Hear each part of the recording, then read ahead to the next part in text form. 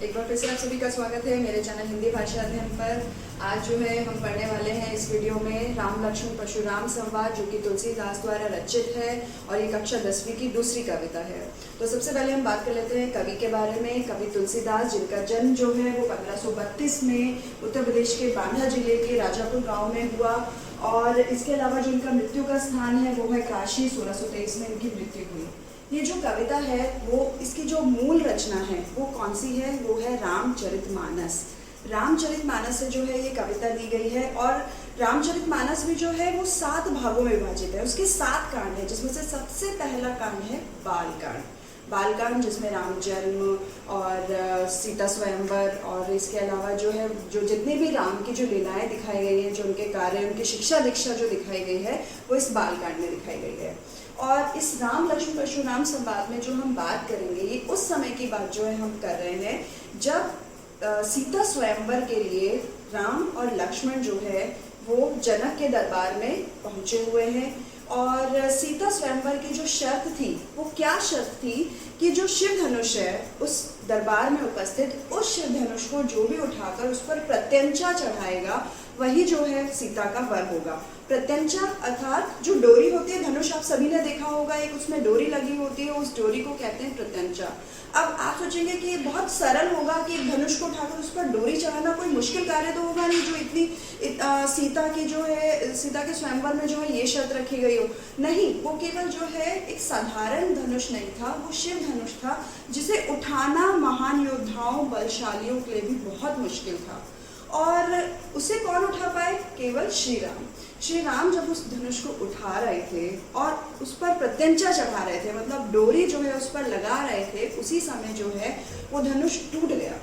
और टूटने के कारण इतनी गर्जन हुई, और उसी गर्जन से परशुराम को आभास हुआ। परशुराम जो वो बहुत बड़े शिव भक्त थे, बहुत बड़े शिव भक्त, और उन्हीं के द्वारा जो है राजा जनक के दरबार में वो धनुष जो है वो रखा गया था। उस गर्जना को सुनकर परशुराम तुरंत जो है राजा जनक के दरबार में पधारे, और जब उन्होंने देखा उनका प्रिय शिव धनुष जो है टूटा हुआ है तो बहुत अत्यंत क्रोध में आ गए। और उसी क्रोध में उस समय जो है बात हुई राम की, लक्ष्मण की और परशुराम, मतलब तीनों के बीच में जो संवाद हुआ, संवाद मतलब जो बात हुई उसके जो है यहाँ पर 4 पैराग्राफ जो यहाँ पर लिए गए हैं। जब परशुराम सभा में पधारते हैं तो अत्यंत क्रोधित होते हैं, लेकिन जब राम उन्हें अपने विनम्र स्वभाव से समझाते हैं तो वो इस संवाद के अंत में जो है वो शांत हो जाते हैं, और शांत होकर जो है वो राम को जो है वो प्रणाम करते हैं। लेकिन ये केवल यहाँ पर 4 पद हैं, जिसमें परशुराम का क्रोध हम देखेंगे, और लक्ष्मण जो है, लक्ष्मण परशुराम को जो है अपनी व्यंग्य भरी बातों से जो है इसका जवाब देते हैं। व्यंग्य भरी बातें जिसमें हम किसी भी व्यक्ति को सीधे सीधे कोई बात ना बोल के, बल्कि उसको थोड़ा हंसी मजाक के तौर पर बोलते, ताकि सामने वाले को सुनकर ज़्यादा बुरा ना लगे। लेकिन परशुराम को सारा व्यंग्य समझ में आ जाता है कि लक्ष्मण जो है किस तरह से उनके साथ में व्यवहार कर रहे हैं, और वो लक्ष्मण पर अत्यंत क्रोधित हो जाते हैं। लेकिन परिस्थितियों को जो है समय पर राम संभाल लेते हैं। जो ये कविता रचित है वो अवधी भाषा में रचित है। अवधी भाषा में रचित होने के कारण जो शब्द हैं आपको हो सकता है थोड़े से डिफिकल्ट लगे, इसलिए मैं एक एक शब्द का आपको अर्थ समझाते हुए बताऊंगी, तो आप बहुत ध्यान से सुनिएगा। और इसमें मुख्यतः जो रस है, जिस रस का प्रयोग किया गया है वो वीर रस है, जिसका प्रयोग यहाँ पर किया गया है। व्यंग्य शैली मैंने भी बताया कि लक्ष्मण ने व्यंग्य तरीके से परशुराम को जवाब दिया है। और छंद जो है वो दोहा चौपाई छंद का प्रयोग किया गया, मतलब एक दोहे के बाद में चौपाइयों का प्रयोग। ये कविता जो है भक्ति काल की कविता है। इससे पहले वाली कविता जो मैंने आपको पढ़ाई थी वो पढ़ाई थी सूरदास की कविता। भक्ति काल 4 भागों में विभाजित है। मैंने पिछली अपनी वीडियो में बताया था, जिसमें हमने सूरदास पढ़ा था, जिसमें जो है सगुण भक्ति धारा और निर्गुण भक्ति धारा, 2 भक्ति धाराएं। सगुण जिसमें कृष्ण और राम भक्ति धाराएं हैं। कृष्ण भक्ति, सूरदास जो है वो कृष्ण भक्ति करते थे, इसलिए वो कृष्ण भक्ति धारा में आते हैं। और जो भी कवि जो है राम की भक्ति करते थे या राम का काव्य लिखते थे, राम के ऊपर काव्य लिखते थे, वो सभी किस में आते हैं? वो राम भक्ति शाखा में आते हैं। तो तुलसीदास भी जो है वो राम भक्त कवि थे। उन्होंने अपना संपूर्ण काव्य जो है वो राम के ऊपर लिखा है। तो आइए शुरुआत करते हैं हम अपनी कविता की। पहली पंक्ति है, नाथ शंभु धनु भंज निहारा, होई कोई कोई एक दास तुम्हारा। मैंने आपको बताया कि जब परशुराम जो है, जब वो गर्जना सुनते हैं धनुष के टूटने की, तब वो सभा में पधारते हैं, राजा जनक के दरबार में पधारते हैं और वो टूटे हुए धनुष को देखते हैं। नाथ मतलब परशुराम के लिए आए यहाँ पर नाथ शंभु धनु, शंभु मतलब शिव का धनुष, भंज निहारा टूटा हुआ, भंज मतलब टूटा हुआ। परशुराम सभा में पहुंचकर भगवान शिव के धनुष को जो है, टूटे हुए धनुष को निहार रहे हैं, देख रहे हैं और क्रोधित होकर, अत्यंत क्रोधित होकर पूछ रहे हैं कि ये धनुष जो है वो किसने तोड़ा है। होई केव एक दास तुम्हारा, और परशुराम के वचन सुनकर राम उत्तर देते हैं, होई केव एक दास तुम्हारा, कि आपका ही कोई एक दास होगा जिसने ये धनुष तोड़ा है। होई केव मतलब कोई आपका ही दास होगा जिसने यह धनुष तोड़ा है। अब राम ने उत्तर दिया। अब राम का उत्तर सुनकर परशुराम जवाब दे रहे हैं, आयेशु कहा कही कही किन मोही, मतलब अभी यहाँ पर राम ही बोल रहे हैं कि आप मुझसे कहिए कि क्या हुआ। आयेशु कहा कि आप मुझसे कहिए कि क्या हुआ, आपका ही कोई दास होगा जिसने ये धनुष तोड़ा है। अब परशुराम बोल रहे हैं, सुनी रिसाई बोले मुनि को ही, सुनी रिसाई यह सुनकर, रिसाई मतलब गुस्से में, बोले मुनि को ही, मुनि जो है क्रोध में आकर बोल रहे हैं, सेवको सो जो करे सेवकाई, अगर सेवक है, सेवको अगर कोई सेवक है तो सेवक का कार्य क्या है, सेवकाई करना मतलब सेवा करना। अरी करनी करी करे लड़ाई, ऐसी करनी करके, कौन सी करनी, धनुष तोड़ने वाली करनी, ऐसी करनी करके वो लड़ाई का कार्य क्यों कर रहा है। सुनो राम जे ही शिव धनु तोड़ा, अब वो राम को बोल रहे हैं, सुनो राम कि जे ही, जिसने भी यह शिव धनुष तोड़ा है, सहस बाहु समसो रिपु मोरा, सहस बाहु के समान, सम मतलब समान, सो रिपु मोरा, रिपु मतलब शत्रु, कि सहस बाहु के समान जो है वो मेरा शत्रु है। सहस बाहु कौन है, सहस बाहु जो है एक राजा का नाम है जिसकी जो है भुजाओं में 100 भुजाओं का बल है। तो जो परशुराम है, परशुराम जो है सहस बाहु को जो है अपना शत्रु मानते हैं और कह रहे हैं कि जिसने भी जो ये शिव धनुष तोड़ा है वो भी सहस बाहु के समान मेरा शत्रु होगा। सो बिलगाओ बिहाई समाजा, सो बिलगाओ, बिलगाओ मतलब अलग होना, बिहाई मतलब इस समाज में, राज्य में बहुत सारे राजा बैठे हुए, राजा जनक के दरबार में क्योंकि स्वयंवर चल रहा है, अलग अलग राज्यों से बहुत सारे राजा आए हुए हैं, तो कह रहे हैं कि सो बिलगाओ बिहाई समाजा, कि वो अपने आप, बिलगाओ मतलब अलग हो जाए सारे राजाओं के बीच में से जिसने भी इस शिव धनुष को तोड़ा है। मारे जही सब राजा, अन्यथा जितने भी सभा में उपस्थित राजा हैं वो सभी मारे जाएंगे, इसलिए जो भी राजा जिसने ये धनुष तोड़ा है वो स्वयं जो है यहाँ से अलग हो जाए। सुनी मुनि वचन लखन मुस्काने, लक्ष्मण के वचनों को सुनकर, सुनी मुनि वचन, लक्ष्मण जो है वो मुनि के वचनों को सुनकर मुस्कुराने लगे, हंसने लगे। क्यों हंसने लगे, क्योंकि उन्हें जो है मुनि की बातें, परशुराम की बातें जो हैं वो हंसी वाली लग रही थी कि एक धनुष को तोड़ने में ऐसी कौन सी बात हो गई है जो इतना क्रोध आ रहा है मुनि को। तो सुनी मुनि वचन लखन मुस्काने, परशुराम के वचनों को सुनकर लक्ष्मण जो है वो मुस्कुराने लगे। बोले परशु धरे अपमाने, और परशुराम का अपमान करते हुए बोले, बहु धनौ तोरी ललिकाई, बहु मतलब बहुत सारे, धनुई मतलब धनुष, तोरी मतलब तोड़े, ललिकाई मतलब बचपन में, हमने जो है अपने बचपन में बहुत सारे धनुष तोड़े हैं।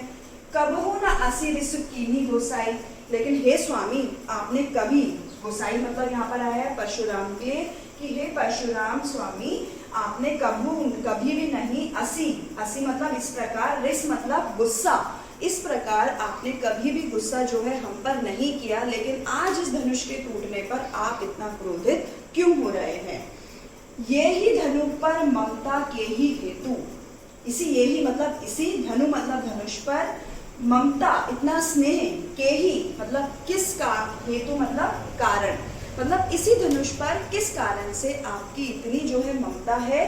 सुनी रिसाई कहे भृगुकुल केतु, और लक्ष्मण के इन वचनों को सुनकर, रिसाई मतलब गुस्से में, कहे भृगुकुल केतु, जो भृगु कुल केतु मतलब भृगु होता है, एक कुल का एक पताका होती है जो महल के ऊपर लगा होता है। आपने कभी देखा होगा एक पताका मतलब एक झंडा जो है वो महल के सबसे ऊपर लगा हुआ होता है, किसी स्थान पर लगा होता है और हवा के कारण वो बहुत तेजी से हिल रहा होता है।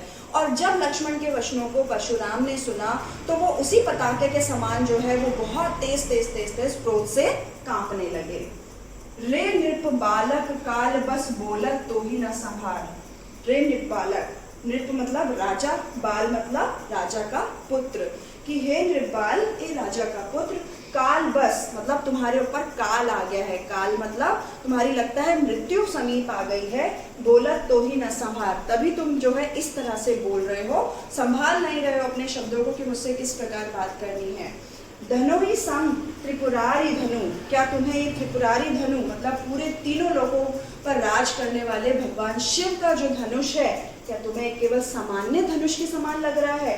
विदित सकल संसार मतलब धनु ही सम, क्या तुम्हें एक जो त्रिपुरारी धनु यहाँ पर आया है, त्रिपुरारी शिव के लिए, धनु मतलब शिव धनुष, जो तीनों लोगों पर राज करने वाले शिव हैं, इस संसार के संहार करता है, इस संसार के पालनहार हैं, उनका जो धनुष है तुम्हें एक सामान्य धनुष के समान लग रहा है।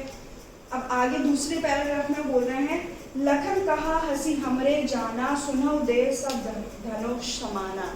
लक्ष्मण कह रहे हैं, लखन कहा हंसी हमरे जाना, लक्ष्मण हंसकर बोल रहे हैं, हंसी मतलब हंसकर, हमरे जाना हमने तो ऐसा जाना है, सुनहु देव सब धनुष समाना, कि हे देव तुम सुनो कि सब जो धनुष है, सब धनुष समाना, हमारे लिए जो सारे धनुष हैं वो एक समान है। मतलब हंसकर लक्ष्मण बोल रहे हैं कि जितने भी धनुष है वो तो हमारे लिए सब एक समान है, हमें कोई फर्क नहीं पड़ता है कि ये शिव धनुष है या कौन सा धनुष है, हमारे लिए तो सब धनुष समान है। का क्षति लाभ जून धनु तोड़े, तो बोल रहे हैं कि क्या क्षति, क्षति मतलब नुकसान, लाभ मतलब फायदा, जून मतलब पुराना, धनु मतलब धनुष तोड़े। लक्ष्मण कह रहे हैं कि पुराने धनुष को तोड़ के हमें क्या लाभ हानि होगी। देखा राम नयन के भोरे, और वैसे भी श्री राम ने जो है इसे नया ही समझा था, उन्हें नहीं पता था कि इतना पुराना है। छुअट टूट रघुपति न दोसु, छूते ही जो है ये छुअट टूट, छूते ही टूट गया रघुपतु न दोसु। इसमें श्री राम का कोई दोष नहीं है, रघुपतु आया श्री राम के लिए कि इसमें श्री राम का कोई दोष नहीं है, ये जो है छूते ही टूट गया था।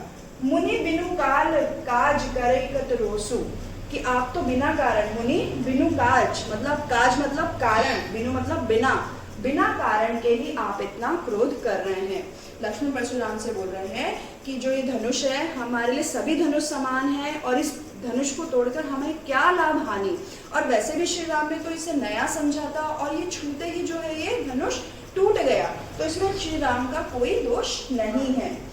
बोले चिते परशु की ओरा, चेतावना देते हुए परशुराम बोले और अपना फरसा, एक फरसा जो है एक कुल्हाड़ी जैसा यंत्र हथियार होता है, कुल्हाड़ी थोड़ी साइज में छोटी होती है और फरसा थोड़ा बड़ा होता है, तो परशुराम के हाथ में हमेशा फरसा रहता है, उस फरसे की ओर देखते हुए क्रोध में परशुराम बोले, रे सठ सुनई सुभावना मोरा, सठ मतलब सठिया गए हो लक्ष्मण, तुम सठिया गए हो, सुना ही स्वभाव ना मोरा, और तुमने कभी भी मेरा स्वभाव के बारे में लगता है सुना नहीं है कि मैं कितना क्रोधी व्यक्ति हूँ। बालको बोली बंधो नाही तो ही, अभी तक तो मैं तुम्हें बालक समझकर जो है, बालको बोली बंधो नाही तो ही, अभी तक केवल जो है मैं तुम्हें बालक समझकर छोड़ रहा था। केवल मुनि जड़ जाना ही मोहि, क्या तुम मुझे केवल एक सामान्य मुनि समझ रहे हो। बाल ब्रह्मचारी अति कोही, मैं बाल ब्रह्मचारी हूँ, अति कोही मतलब अत्यंत क्रोधी स्वभाव का व्यक्ति हूँ। विश्व विधि क्षत्रिय कुल दोही, और पूरा विश्व विदित मतलब पूरा विश्व जानता है कि मैं क्षत्रिय, क्षत्रिय कौन होते हैं, राजा, राजा कुल से संबंध रखने वाले, क्षत्रिय कुल दोही, क्षत्रिय मतलब मैं राजाओं का जो है वो हमेशा से जो है विद्रोही रहा हूँ। भुजबल भूमि भूप बिनि कीनी, मैंने कितनी ही बार अपनी भुजाओं के बल पर जो है, भुजबल अपनी भुजाओं के बल पर इस भूमि को भूप बिनु कीनी, भूप मतलब राजा, राजा के बिना जो है मैंने कितनी ही बार इस धरती को जो है वो राजाओं के बिना कर दिया है अपनी भुजाओं के बल पर। विपुल बार महिदेव नदीनी, कितने ही बार ऐसा हुआ है कि इस धरती पर एक भी राजा नहीं बचा, मेरा क्रोध ऐसा है और मैं हमेशा से क्षत्रिय कुल का विद्रोही रहा हूँ और मैंने इस धरती पर कितने ही बार जो है राजाओं को मारकर इस धरती पर एक भी राजा नहीं छोड़ा है। सहस्रबाहु छेद निहारा। सहस्रबाहु मैंने बताया था, ऊपर भी आया था सहस्रबाहु का नाम, कि सहस्रबाहु जो है एक राजा है जिनकी भुजाओं में जो है वो 100 भुजाओं का बल है। छेद निहारा मतलब उन्होंने भी जो है परशुराम के बल के आगे हार मान ली। उन्होंने भी कहा कि परशुराम का बल जो है वो मेरे बल से कम है। परशु बिलो की महीप कुमारा। अब जो है महीप कुमार मतलब, महीप मतलब होता है राजा, कुमार मतलब पुत्र। जो लक्ष्मण है वो परशु बिलो की अपने जो परशुराम है उनके फरसे को वो देख रहे हैं। और परशुराम आगे क्या कह रहे हैं, माँ तो पिता ही जनी सोच बस, कि अभी तक अगर कोई और होता ना लक्ष्मण की जगह, परशुराम कह रहे हैं कि अगर कोई होता अगर लक्ष्मण की जगह तो मैं अब तक उसकी हत्या कर चुका होता, लेकिन अभी तक मैंने तुम्हें क्यों नहीं मारा है लक्ष्मण। मातु पिता ही जनी सोच बस, तुम्हारे माता पिता के बारे में सोच कर करसी महिष किशोर, कि तुम एक छोटे से बालक हो, अभी किशोर बालक हो, और इतनी कम उम्र में अगर मैं तुम्हारी हत्या कर दूंगा तो तुम्हारे माता पिता जो है अत्यंत दुखी हो जाएंगे। तो केवल तुम्हारे माता पिता के बारे में सोचकर अभी तक मैंने तुम्हें नहीं मारा है। गर्भन के अभरक दलन परसु मोर अति घोर। अब यहाँ पर वो कह रहे हैं, परशुराम इस पंक्ति में कह रहे हैं कि मेरा क्रोध तो ऐसा है कि मेरे क्रोध से गर्भ के अंदर जो शिशु है वो भी मर जाए, तो तुम क्या हो। गर्भन मतलब गर्भ में पल रहा शिशु, अर्भक मतलब बच्चा, दलन परसु मोर अति घोर, कि मेरा जो घोर मतलब मेरा जो क्रोध है वो इतना अधिक है कि उसमें उस जो गर्भ में पल रहा शिशु भी उससे डरकर अंदर ही अंदर मर जाता है। तो तुम तो मेरे सामने हो, तो मैं तुम्हें क्षण भर में जो है मार डालूंगा। तीसरा पैराग्राफ है, बिहसी लखनऊ बोले मृदुबानी। बिहसी मतलब हंसते हुए, लखनऊ मतलब लक्ष्मण, बोले मृदुबानी, मृदु मतलब कोमल वाणी में, हंस भी रहे हैं लेकिन वाणी में विनम्रता है। हंसते हुए परशुराम को बोल रहे हैं, अहो मुनीसु महाबलमानी, कि अहो कि हे मुनि भट्ट, हे मुनीश, हे परशुराम, हमने आपका महाभट मतलब आपका जो प्रताप, आपकी वीरता, आपका शौर्य जो है वो मान लिया है कि आप बहुत वीर हो। पुनि पुनि मोहि दिखाओ कुठारू, आप बार बार जो है मुझे कुठारू दिखा रहे हैं। आप यहाँ पे देखिए शब्द पुनि पुनि आ रहा है, जहाँ पर दो शब्दों की आवृत्ति होती है तो वहाँ पर पुनरुक्ति प्रकाश अलंकार होता है। अलंकार जो है आपने 9th क्लास में पढ़े हुए हैं। मोहि दिखाओ कुठारू, बार बार जो है कुठार मतलब अपना जो फरसा है आप मुझे बार बार दिखा रहे हो। चाहत उड़ावन फूंकी पहाड़ू, और आप चाहते हैं कि फूंक से पहाड़ उड़ा दो। मतलब फूंक से पहाड़ उड़ाना मतलब कि आप जो है हमें बिल्कुल कमज़ोर समझ रहे हो कि आप बोलोगे और हम डर जाएंगे। फूंक से पहाड़ उड़ाना मतलब एक मुहावरा है जिसमें आप बोलोगे और हम डर जाएंगे। आपने हमें लगता है बहुत ही ज़्यादा कोमल और कमज़ोर समझ लिया है। यहाँ कुमड़ बतिया कोई नहीं, यहाँ कुमड़ बतिया मतलब यहाँ कोई भी कमज़ोर नहीं है। जे तर्जनी देखी मरी जाए, तर्जनी मतलब हमारे हाथ की सबसे छोटी उंगली, कि ऐसा लगता है कि आप सोच रहे हैं कि हम इतने नाजुक हैं कि तर्जनी, आप हमें अपनी छोटी उंगली दिखाकर डराओगे और हम डर जाएंगे। तर्जनी देखी मरी जाही मतलब मर जाएंगे या डर जाएंगे। देखी कुठारू सरासन बाना, हमने आपकी कुठार भी देख ली है। कुठार मतलब जो उनके हाथ में फरसा है, और आपके जो सरासन बाना जो आपके हाथ में धनुष है, बाण है, हमने सब देख लिए हैं। मैं कछु कहा सहित अभिमाना, मैं कुछ अभिमान के साथ में, लक्ष्मण जो है कुछ अभिमान के साथ में बोल रहे हैं। भृगुसूत समझी जनेऊ बिलोकी, आप जो हमें बहुत ही साधारण जो है भृगुसूत मतलब राजा का पुत्र समझ रहे हैं। जो कछु कहू सहो रिसरोकी, आप जो है अभी तक आपने हमें जो भी बोला, मैं राजा का पुत्र हूँ, और ये ऐसा समझकर आप जो अभी तक कुछ भी मुझसे बोल रहे हैं, कछु कहू सहो रिसरोकी, रिस का मतलब होता है गुस्सा, कि आप अपने गुस्से को रोककर अभी तक जो चीज़ें बोल रहे थे, तो अभी और भी अगर आपके अंदर कुछ क्रोध बचा है ना तो आप वो भी निकाल लीजिए। सुर महिसुर हरिजन अनुदायी, और हमारे समाज की मतलब जो एक राजा होता है, राजा जो है कभी भी सुर मतलब देवता पर, महिसुर ब्राह्मण, हरिजन कमजोर व्यक्ति पर, गाय मतलब गाय पर कभी भी अपना क्रोध नहीं निकालते हैं। और आप भी, परशुराम भी जो है एक ब्राह्मण है, तो मैं लक्ष्मण जो है अभी तक अपने क्रोध को क्यों शांत किए हुए हैं, लक्ष्मण भी अपने क्रोध को इसलिए शांत किए हुए हैं क्योंकि एक राजा का कर्तव्य होता है, एक राजा का धर्म होता है कि वह कभी भी देवता पर, ब्राह्मण पर या गरीब व्यक्ति, एक कमजोर व्यक्ति पर या गाय पर अपना क्रोध नहीं दिखाते। और आप भी एक ब्राह्मण है, इसलिए मैं अपने क्रोध को रोके हुए हूँ। हमरे कुल इन्हें पर ना सुराई। हमरे कुल मतलब हमारा कुल पर जो है इन पर ना सुराई मतलब गुस्सा नहीं करते हैं, अत्याचार नहीं करते हैं। बंधे पापू अपकीर्ति हारे, अगर हम कुछ ऐसा करेंगे कि हम इन लोगों पर क्रोध करेंगे तो हम पाप के भागी बनेंगे। मारता हूँ पाप अरे तुम्हारे, हम जो है आपके पाँव पड़ते हैं, अगर हमसे कोई गलती हुई हो तो क्षमा करें, लेकिन हम जो है आप पर अत्याचार नहीं कर सकते। अपनी आगे की बातें लक्ष्मण बोलने के लिए क्षमा मांग रहे हैं, क्योंकि आगे की बातों के लिए जो है लक्ष्मण क्षमा इसलिए मांग रहे हैं क्योंकि उनकी बातें कुछ ऐसी हैं जिससे परशुराम और क्रोधित हो जाएंगे। कोटि पुलिस सम वचन तुम्हारा, कोटि मतलब करोड़ों, पुलिस मतलब गालियों, अप शब्दों के समान, सम मतलब समान, वचनों तुम्हारे वचन हैं। यहाँ पर क्या कह रहे हैं लक्ष्मण, व्यर्थ धरौ धनु बाण कुठारा, कि व्यर्थ में ही जो है आपने बाण और कुठार रख रखे हैं।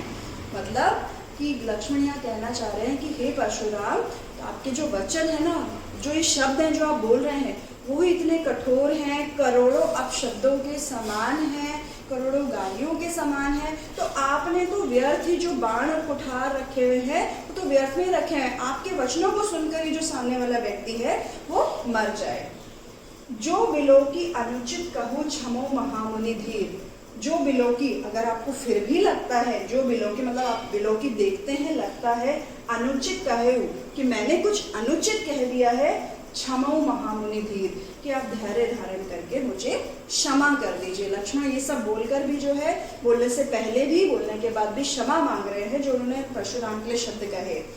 मुनि सरोष भृगुवंश मणि बोले धीरा गंभीर, जो मुनिवंश, यहाँ पे जो है ये भृगुवंश मुनि कौन है, विश्वामित्र आ गए हैं यहाँ पर। अब विश्वामित्र भी जो है वो परशुराम को शांत करने के लिए बोल रहे हैं कि आप जो है वो शांत हो जाइए और जो भी कठोर वचन जो लक्ष्मण बोल रहे हैं उनके लिए उन्हें क्षमा कर दीजिए, मैं भी उनकी तरफ से क्षमा मांगता हूँ।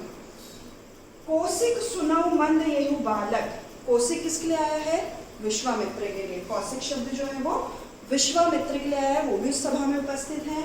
कौशिक सुनौ मंद येहु बालक, कि ये बालक जो है ये मंद बुद्धि है। परशुराम किसको बोल रहे हैं, विश्वामित्र को बोल रहे हैं। किसके लिए बोल रहे हैं, लक्ष्मण के लिए, क्योंकि लक्ष्मण जो है बात बात पर अपमानजनक शब्दों में या व्यंग भरे शब्दों में जो है परशुराम से बात कर रहे हैं। तो अब लक्ष्मण से बात ना करके वो विश्वामित्र से बात कर रहे हैं। कौशिक सुनहु मंद येहु बालक, कि ये बालक जो है ये मंद बुद्धि है। कुटिल कालबस निज कुल घालकू, कुटिल कालबस, कुटिल मतलब बहुत बुरे जो है, काल जो है इनके ऊपर आ गया है। कुटिलो कालबस निज कुल घालकू, घालकू मतलब दुश्मन, अपने कटु शब्दों से, अपने वचनों से, जिन शब्दों से ये लक्ष्मण मेरा अपमान कर रहा है ना, उन शब्दों के कारण जो है ये अपने ही कुल का विनाशी बन जाएगा, अपने पूरे कुल का जो है ये नाश करवा देगा।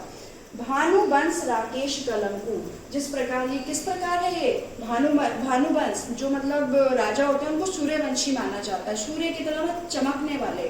तो लेकिन यहाँ पर परशुराम जो है वो क्या कह रहे हैं लक्ष्मण के लिए कि ये तो ऐसा हुआ जैसे चंद्रमा का दाग होता है, ये भानुवंश का होते हुए भी चंद्रमा के दाग के समान है लक्ष्मण। निपट निरंकुश अबुदु असंकु, ये निपट निरंकुश है, मतलब इस पर किसी का भी, निरंकुश मतलब जिस पर कोई अंकुश ना हो, किसी की रोक टोक ना हो, तो लक्ष्मण भी ऐसे ही हैं। निपट पूरी तरह से निरंकुश है, अबुद्धु बुद्धि नहीं है, असंकु और कोई भी इसमें शंका नहीं है कि लक्ष्मण जो है पूरी तरह से वो बुद्धिहीन है, निरंकुश है। तुम हटो जो चाहू उभारा, तुम जो हटो चाहू जो उभारा, नहीं, काल कवलु होई छन माही, एक ही क्षण में जो है ये काल का कवलू मतलब काल का ग्रास बन जाएगा, मृत्यु का ग्रास बन जाएगा। कहो पुकारी खोरी मोही नाही, मैं सभा में सबको अच्छे से संकेत करके बोल रहा हूँ कि ये जो लक्ष्मण जिस तरह के शब्दों का प्रयोग कर रहा है ना, उन शब्दों के प्रयोग से मैं एक पल में इसे काल का ग्रास बना दूंगा, अपने फरसे से इसकी गर्दन को काट दूंगा। लखन कहूँ मुने सूजत, तुम हट कहूँ जो चहु उबारा, कही प्रताप बल रोष हमारा। एक ही पल में जो तुम हट कहूँ जो चहु उबारा, कि इस चारों दिशाओं में जो है मैं बार बार पुकार के कह रहा हूँ, कहीं प्रताप बल रोष हमारा, कि मेरा जो प्रताप है, मेरा जो बल है, उस बल के कारण जो है मैं इस लक्ष्मण को जो है एक पल में काल का ग्रास बना दूंगा। लखन कहूँ मुनि सुजस तुम्हारा, तुम्हारी अछत को बरने पारा। अब लखन कह रहे हैं, लक्ष्मण कह रहे हैं कि लखन कहूँ मुनि सुजस तुम्हारा। लक्ष्मण कह रहे हैं कि हाँ हे मुनि, हमने आपका सुजस मान लिया कि आप बहुत महान हैं, बहुत ताकतवर हैं, तुम्हारी अछत को बरने पारा, और तुम्हारे समान इस धरती पर कोई भी नहीं है, तुम्हारे समान शक्तिशाली बलशाली कोई भी नहीं है। अपने मुँह तुम्हें आपनी करनी। अब लक्ष्मण यहाँ बयान कर रहे हैं कि अपने ही मुंह से आपनी करनी मतलब अपनी तारीफ कर रहे हो। बार अनेक भांति बहुबरनी, और एक बार नहीं बार बार किए जा रहे हो अपने मुंह से अपनी तारीफ। लक्ष्मण क्या कह रहे हैं कि बार बार जो है हमने आपका यश मान लिया है और अपने ही मुंह से अपनी ही तारीफ करे जा रहे हो और बार बार किए जा रहे हो।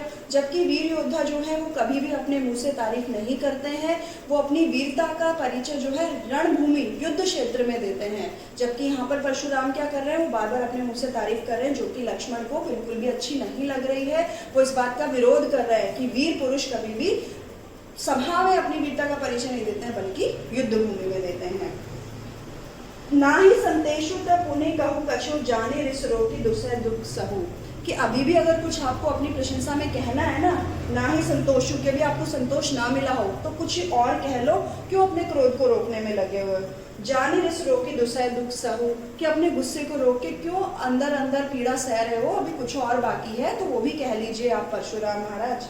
वीरवती तुम धीर अछोभा, तुम तो वीरता का व्रत धारण करने वाले हो। गाली देत ना पाहु शोभा, और गाली देते हुए आपको शोभा नहीं देता है। अगर आपको और भी कुछ कहना है तो आप कह लीजिए। सूर समर करनी करई कही ना जनावई आपू। अब ये वही बात यहाँ पर कह रहे हैं लक्ष्मण की सूर समर, सूर मतलब वीर और समर मतलब युद्ध भूमि, करनी मतलब कर। जो वीर योद्धा होते हैं वो अपनी युद्ध भूमि में अपने वीरता का परिचय देते हैं। करई कही ना जनावई आपू, अपने मुंह से कभी अपनी तारीफ नहीं करते हैं। करई कही मतलब अपने ही मुंह से अपनी तारीफ कभी भी नहीं करते हैं।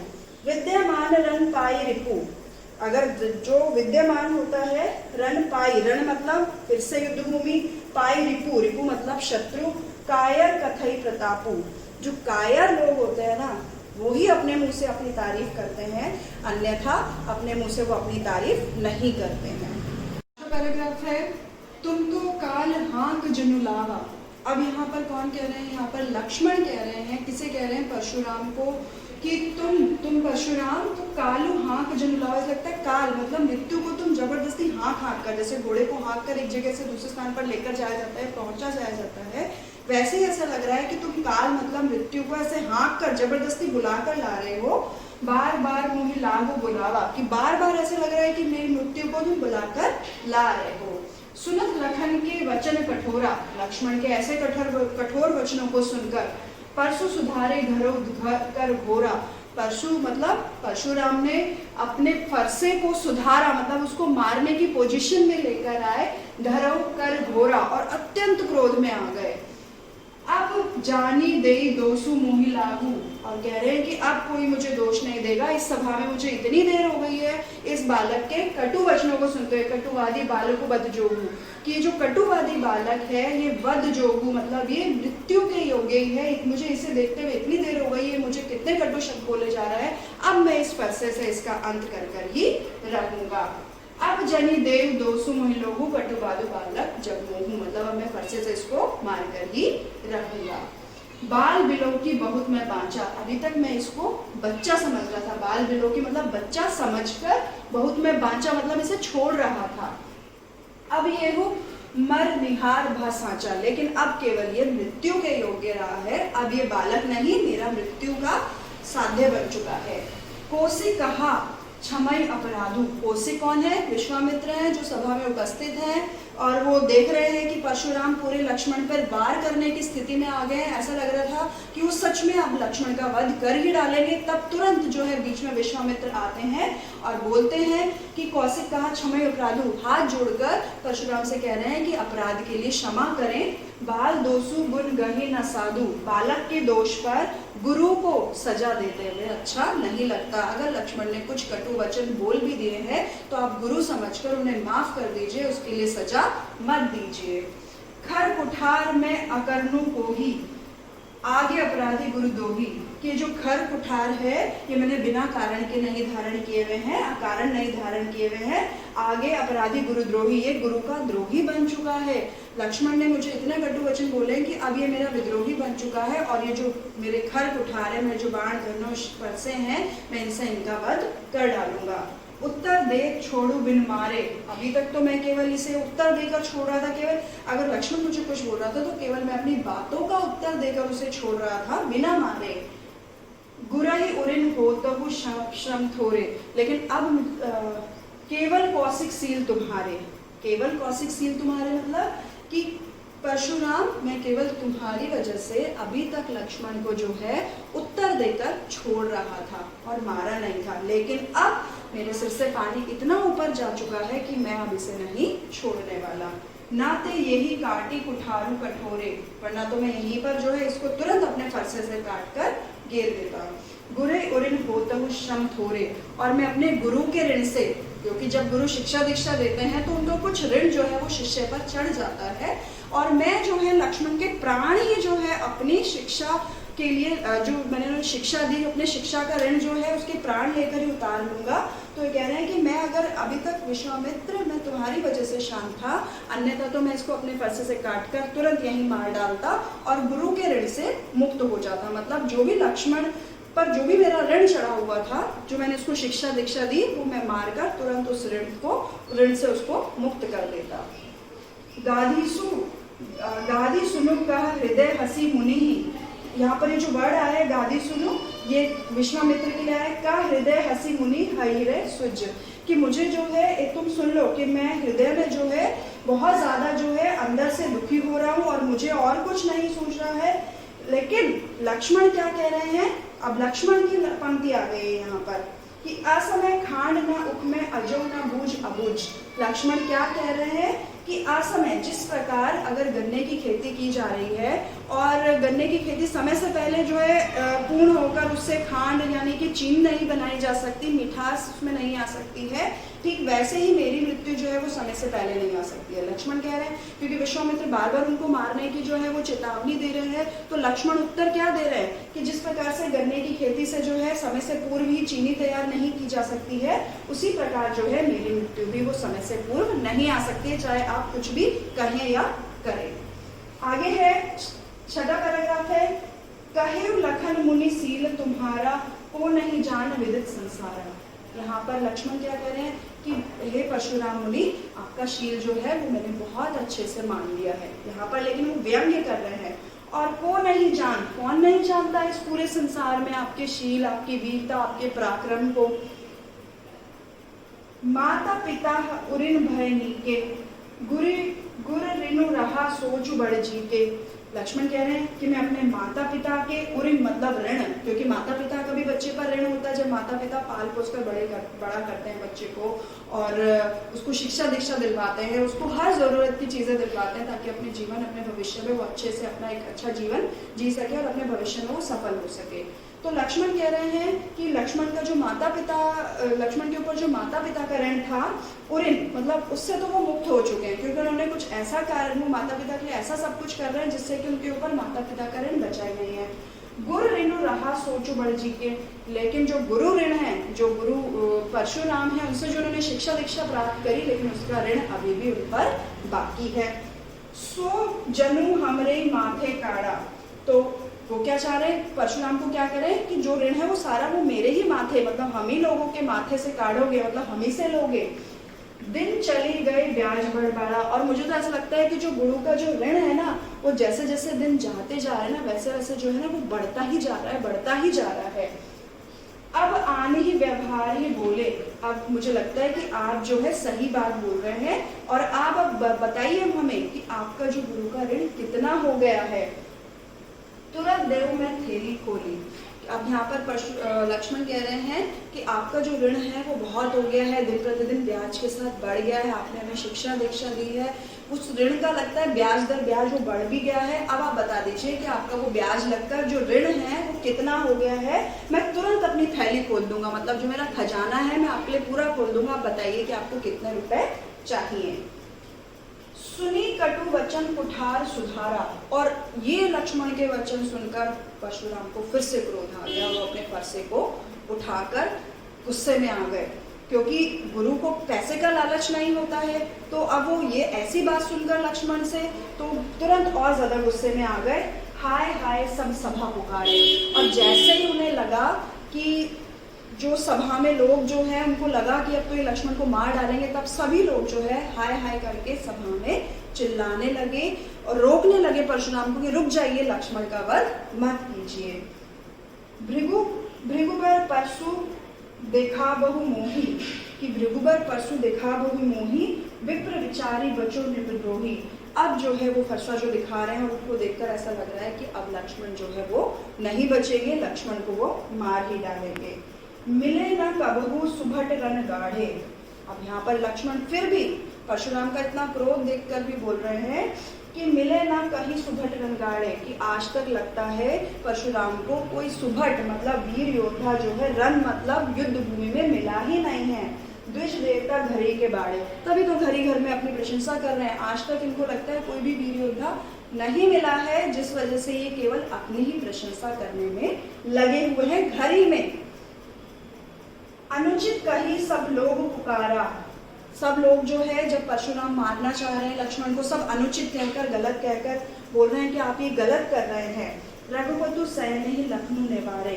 अब रघुपति देख रहे हैं, श्री राम जो है वो देख रहे हैं, निवारे मतलब तिरछे नेत्रों से देख रहे हैं लक्ष्मण को कि सभा जो है वो अत्यंत गर्म हो चुकी है।